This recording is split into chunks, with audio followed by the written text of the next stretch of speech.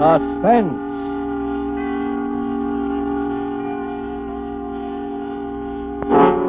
Produced, edited, and directed by William Spear. Suspense, radio's outstanding theater of thrills, presents the last of a special series of Friday night performances at this hour. Tonight from Hollywood, we bring you a most unusual broadcast, starring a famous radio couple who have never before appeared in a story of this kind, Mr. Ozzie Nelson and Miss Harriet Hilliard. You are accustomed to hearing our stars in their own comedy show, but tonight, Ozzie and Harriet appear for us as a couple who are driven to the plotting of murder in Too Little to Live On by Robert Richards, a play well calculated to keep you in suspense.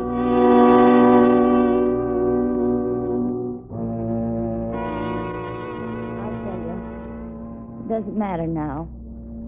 How do you think anything could matter anymore to me now? You should have let me die. That was the best way. That's all that matters to me now is that I want to die. That's all I care about, being dead.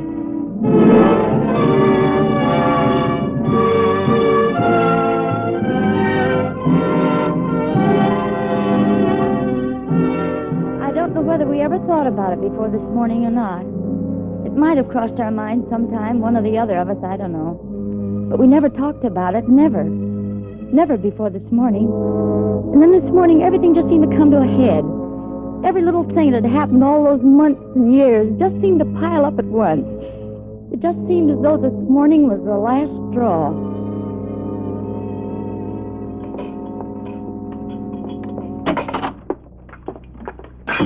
Hi, honey. Hello, darling. Your breakfast is there keeping warm on the back of the stove. I got it for you, but I'm already late with his. That's all right. You better hurry, though. I'm not going to the office today. You're not? He wants me to stick around. His lawyer's coming over sometime today. His lawyer? Yeah, don't you remember? I guess I forgot. Yeah, his lawyer's coming over, so I have to stick around the house all day. Couldn't you go over to the office and come back? No, that's not the way he wants it. He says the lawyer's coming, but he doesn't know when. At least that's his story. Well, maybe he really doesn't know. Oh, he knows all right. Not that it matters much. I don't have any appointments today anyway. People around here wouldn't have their teeth fixed if you paid them to. Well, they can't help it if they're poor, Dave. I didn't say they could. I just said they can't afford to go to the dentist. And I'm the dentist they can't afford to go to. I know. Oh, darling, if we could only move to another neighborhood, then at least you could start building a decent practice. Sure, how? With what? I know. With Uncle Ed's money when we get it. At least that's what we've been telling ourselves the last 3 years. Well, couldn't we talk to him? Couldn't we make him see likes to see us have it tough. Likes to have us dependent on that money. That's all he lives for, and he'll probably live to be 100. We've just got to be patient, Dave. Oh, there he is. He's up. I've got to hurry. I think at least he'd spend enough dough to have some decent tires put on that wheelchair of his so it wouldn't bump around over our heads like a 10-ton truck day and night. Well, I suppose we ought to be thankful he doesn't spend his money. In a way. Have you seen him this morning? Uh-huh. How's he feeling? About the same, I guess. He made me bring his lemon juice and water down and heat it up again. Said it wasn't hot enough. Willie almost bit me again. That mutt. Well, the dog's getting old. I suppose he can't help it. Any more than Uncle Ed. They could both help it. He wants it that way. He gets a kick out of it. Now it's got so we even have to kowtow to a snarling little mutt. He sits there and laughs. We've just got to be patient, Dave. One thing, when we get that $30,000, we sure will have earned it. Dave. Yeah? What about the lawyer? What about it? I mean, what do you suppose it means? What should it mean? He's always getting that guy over here every 3 or 4 months and going into some kind of a huddle. But why should he want you here? Well, he probably needs us both as witnesses to something. You know, he's been talking an awful lot lately about that orphanage over in Brooklyn. Sure, and last winter all he could talk about was some foundling home for stray dogs down in Pennsylvania.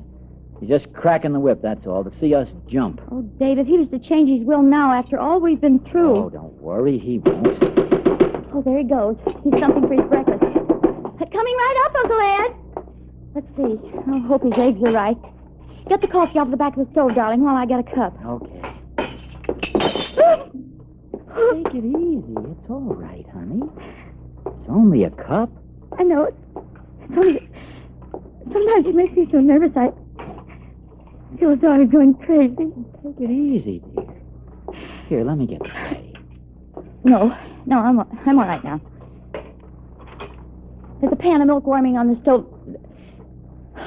Fill this bowl about half full and break up a handful of those little dog biscuits in it. Okay.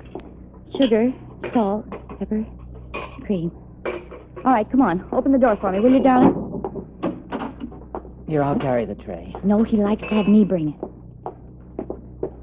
What's the difference? Oh, don't ask me, Dave. Oh, the paper for him. Oh, you've got it. Oh, I haven't read the paper yet myself. You can read it later. Come on.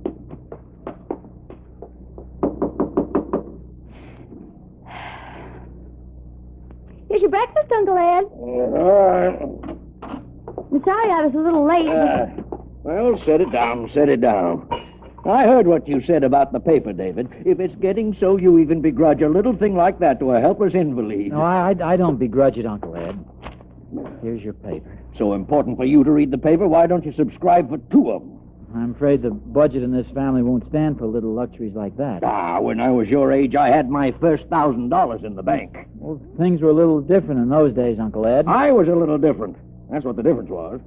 All right, set Willie's breakfast down for him, Myra. No, not there. Over by his bed where he can get at it. Yes, Uncle Ed.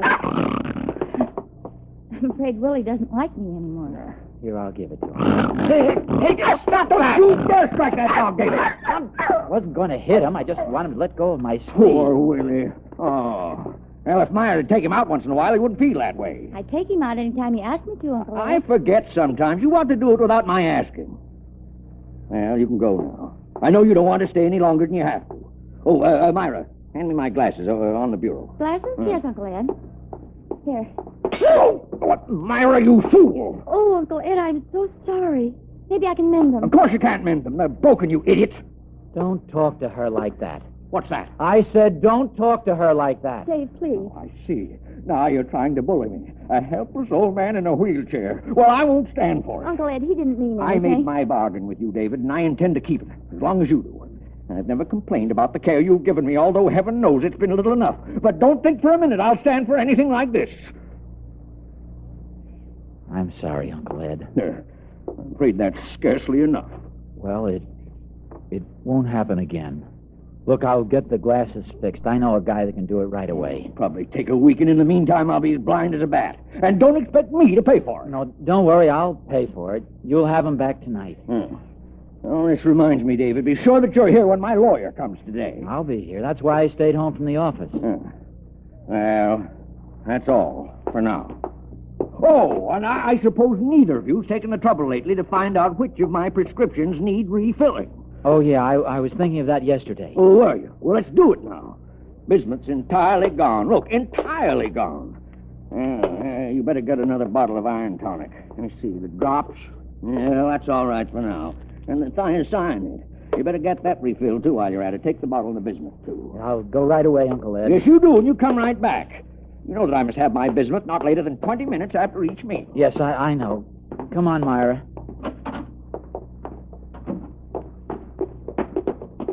I hate myself. Oh, take it easy, dear. It's all right. It's all right now. Oh, Dave, I've tried, but I can't go on like this. Oh, take it easy, honey. It won't be much longer. Oh, we've been saying that for 3 years. We're like prisoners. We can't go out of the house together because somebody has to be with him. We can't have friends in because they disturb him. Oh, Dave, we can't even have a baby. I could kill him. Sometimes I could kill him. Dave, don't. I mean it. When I see what he's doing to you, when I see him making a slave out of you, making a nervous wreck out of you so you can't even call your soul your own. No, Dave, please. Please, I'm all right now. Sure, we made a bargain, like he said. But not this kind of a bargain. Oh, darling, I know it's just as bad for you as it is for me. It's just that I'm here alone with him all day. I'm sorry. I shouldn't have let myself go that way. No, I hate myself, Myra. If I'd known I was going to be like this. It's not your fault, darling. I knew what we were doing. I'm not even a man anymore. I let him sit there and say things to my wife that a man wouldn't take from anybody on earth, but I take it. I take it and smile. Oh, Dave, it's not your Oh, fault. it is my fault. If I was any kind of a man, I'd do something about Well, it. there's nothing to do, don't you see? I should never have acted like this. We've just got to be patient and wait, that's all. Wait. Maybe another 3 years, maybe 10 more years. Oh, honey. Oh, what's the use of kidding ourselves? How do we know how long it's going to take him to die? Sometimes I don't even think he's sick. Sometimes I think he's just putting it on to make us wait on him. But the doctor says... He could fool the doctors. It's been done. Even when he does die, how can we ever be sure? Dave, you don't... I think he's just that mean, yes. Snatch the money away at the last minute and die laughing at us. But he said it was a bargain. He said he You promised... think promises mean anything to him? Well, could he do it without... would Do what? change his will? Well, sure he could do it any time he wanted to. Without even telling us? There's nothing that says he has to tell us anything. Oh, Dave, the lawyer. Yeah, I know. Today. Why does he have to come today of all days? After I broke his glasses and you hollered at him? Yeah, I know. Could he do it just like that today? Sure. He could do it today. He could do it any time. We'd never know until he told us. Oh, he wouldn't. He couldn't. Why not? He might just as well do it anyway. He'll hold it over us in the last minute like he did just now, till we probably die of heart failure before he does. But you said just a few minutes ago... I know. I've been kidding myself for 3 years, but not anymore. Oh, Dave, what are we going to do? What can we do? I don't know, Myra. I don't know yet. If only something could happen. Like what? Nothing's going to happen, Myra. Unless we make it happen. Dave, we couldn't. But we can't go on like this either. We could tell him to And go. throw away 3 years of our lives? The 3 years we've rotted in this dump? We've earned that money. $10,000 a year isn't half enough for what we've gone through. Dave, I don't care about Well, the money. I do. If anybody but him, I'd feel different. I don't have any more feeling about him than I do that dog up there. Dave, you don't really mean... I don't know what I mean. Listen, I've got to go over to the drugstore and get his medicine. All right. Hurry back. I'll only be a minute. It's just across the street. Dave, Yeah? what about the lawyer? What about him? What if he should come now? Yeah, well, keep an eye out for him. Well, what if he comes? I don't know. I've got to think. Stall him off. Tell him something. What should I tell him? Tell him the old man's sick. He can't see him. Sick? Yeah, sick. All right, Dave. Oh, Dave, have you got his glasses? Yeah, I'll give him to Mr. Herman at the drugstore. He knows an oculist right here in the neighborhood. He wouldn't mind sending them over. All right, hurry.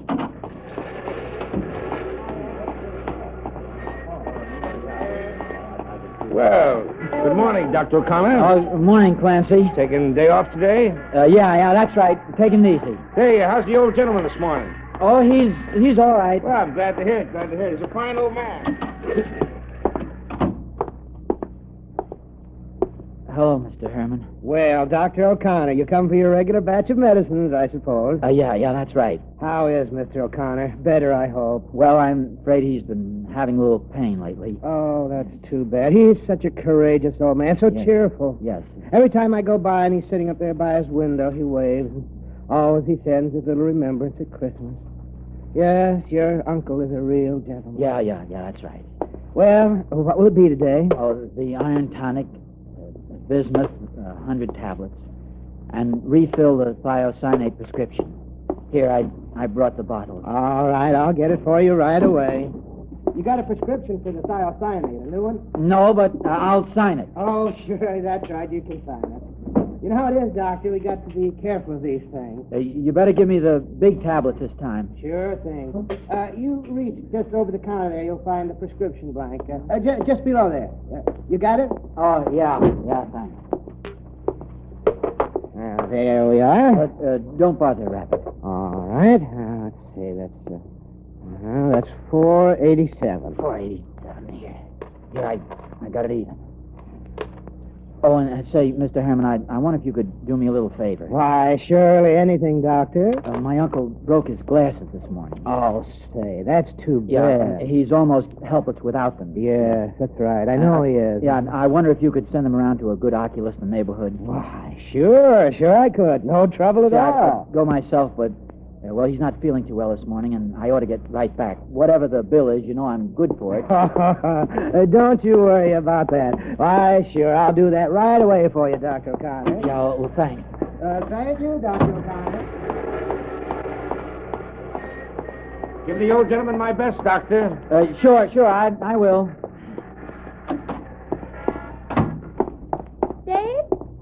lawyer come? No, did you get the glasses Yeah, I fixed? gave them to Mr. Herman. Come on in the kitchen. I got the medicine, Myra. Oh, Myra, do you know what these things are that he's been taking? no, not exactly. Well, this is bismuth. The stuff he takes after each meal. 3 or 4 of them. The stuff he's due to take right now. Dave. No, wait a minute. These are thiocyanate. He only takes these once in a while for his heart. Just one of them. Less that one because I got bigger tablets this time. Dave, what are you trying to say? I'm trying to say, if he took 3 or 4 of these, instead of his bismuth, by mistake, it would kill him. Dave, no. By mistake, I say. It couldn't be. Yes, it could. Look at the tablets. Can you tell them apart? Hardly. If they were in the wrong bottle. Afterwards, they'd know if they were in the wrong bottle. They'd know that somebody... No, he'd think it was all right from the shape. But afterwards, we'd put them back in the right bottle. Well, then they'd know it couldn't be a mistake. They'd know he could read right on the bottle from the label. No, they wouldn't. They'd know he couldn't read the label. They'd know he couldn't read anything. His glasses. That's right, his glasses. And the oculist would have to swear to it. Dave, are you sure... Are you sure he can't see? He's blind as a bat without him. That much I know is real. Oh, Dave. Don't you see? It's the only way, Myra. It's a chance of a lifetime. No tampering with anything. No changing labels so they could analyze glue if they got suspicious. None of that. I know, but... And don't forget his lawyer's coming today. Well, couldn't we just tell him to go? What about the money? Oh, Dave, I can't think. The front door. That must be the lawyer now. Yeah, it is. I can see him standing outside. What should we do? Get rid of him. Well, hurry before he rings again. He might hear us.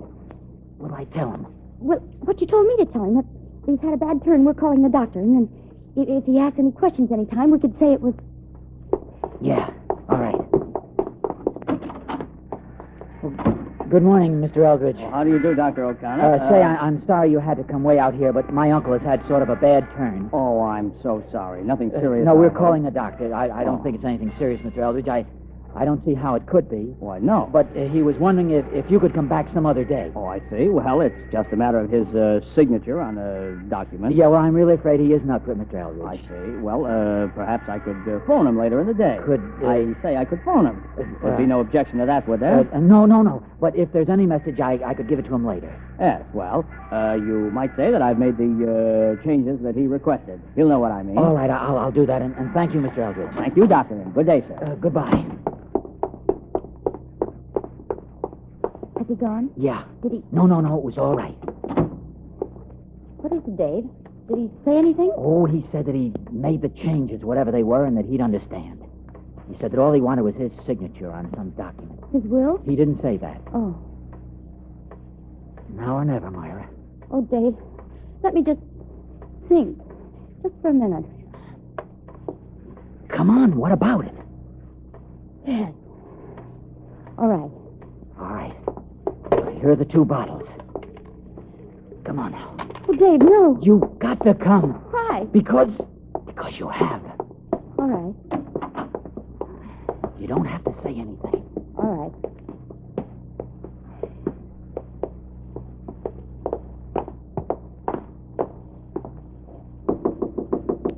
Yeah?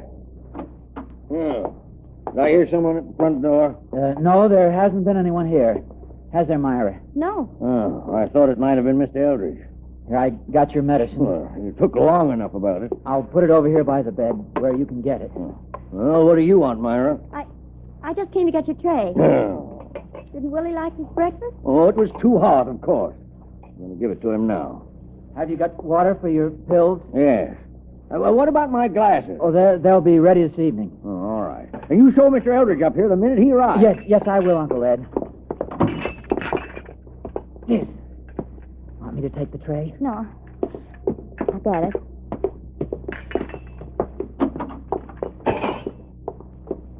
Oh, Dave, how could we? What's the use of that? It's done now. It's horrible. Is it? Don't you realize that it's... Murder? All right, it is, and I'm glad. Dave, don't say What's the that. difference what you call it? It was the only thing to do. It's even better for him this way. David, I'm There's afraid. nothing to be afraid of. Listen. Yeah.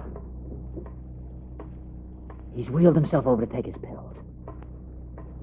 Dave, will it take long? At his age, and if his heart is anything like what the doctor says it is, no. Is it Painful? No. Like a heart attack, that's all.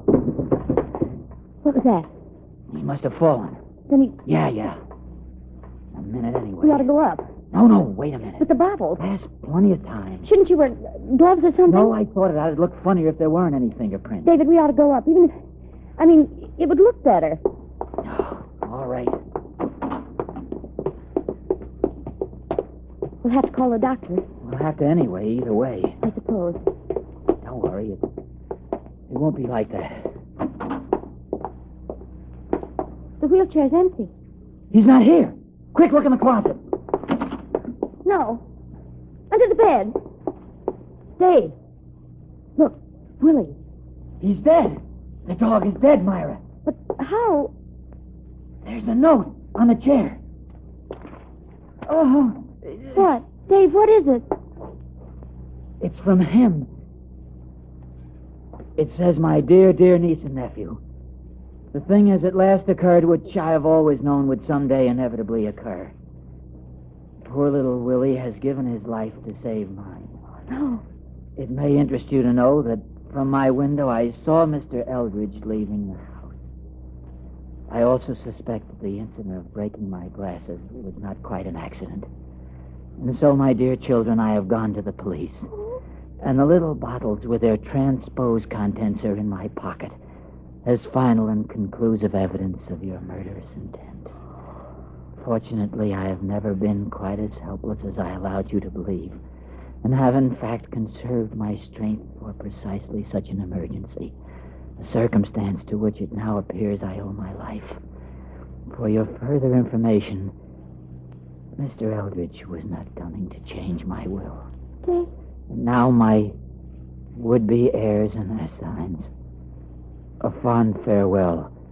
I will see you in court. Your loving Uncle Ed. P.S. Did you hear my body fall? I thought you would like that. I did. How could he have gotten out? Oh, down the front stairs while we were... You said he couldn't read the label. He didn't. He tried it on the dog. What can he do? Attempted murder, 20 years to life. But would they believe... They'd believe what everybody else believes, a fine old gentleman. Why? There it is. David, Yes. are there any more What? of the pills? Myra. There isn't anything else to do, is there, David? No. I guess not. Are there more? Enough? Yes, of the little ones in my pocket. These? Yeah. How many? Oh, half a dozen. You said it didn't hurt. No, not much. Oh, David, I just don't want to have children. Front door. Look out the window, see who it is.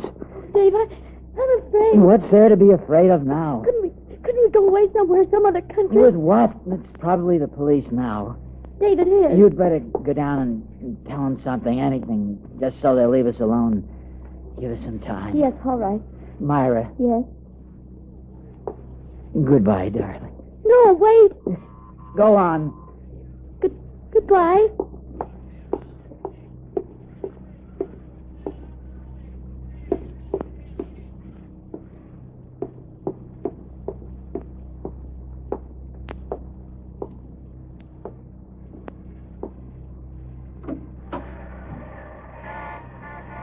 Yes, officer?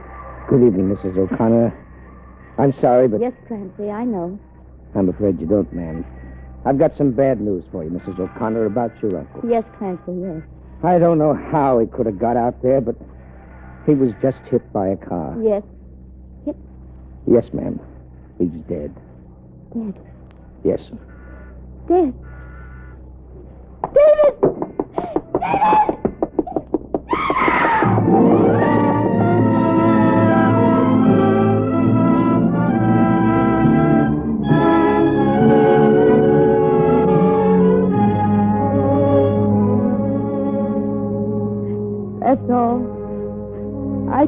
but they stopped me. David had died before I got there. That's all. I just wanted to have children. I wish I was dead.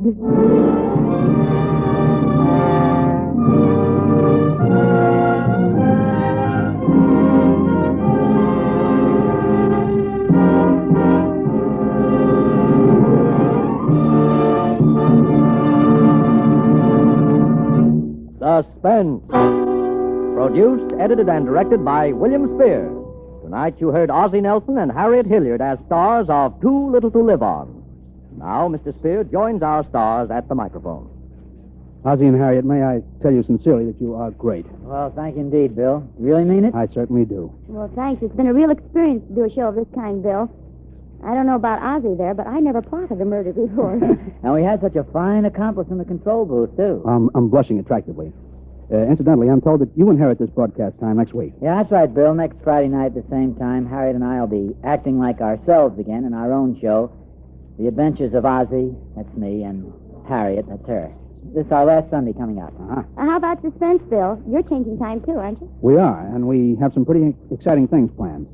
Beginning a week from tomorrow, that's Saturday, January 3rd, Suspense will be broadcast as a full-hour series every Saturday from 8 to 9 o'clock Eastern Time. Oh, a full hour. That's wonderful. Tell more. Well, with us every Saturday during the series, as the man who'll lay down the welcome mat and play host to our listeners, will be a very, very distinguished star.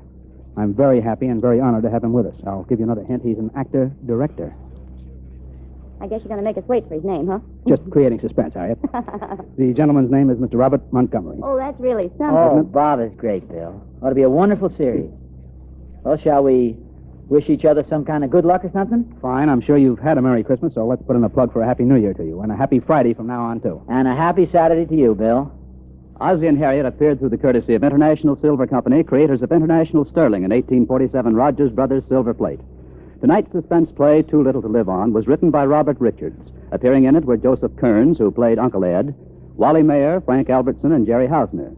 Music composed by Lucien Moraweck was conducted by Lud Gluskin.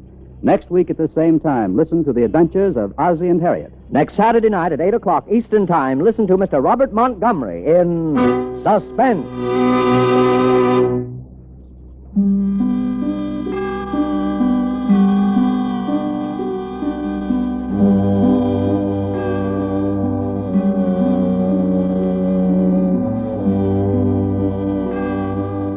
This is CBS, the Columbia Broadcasting System.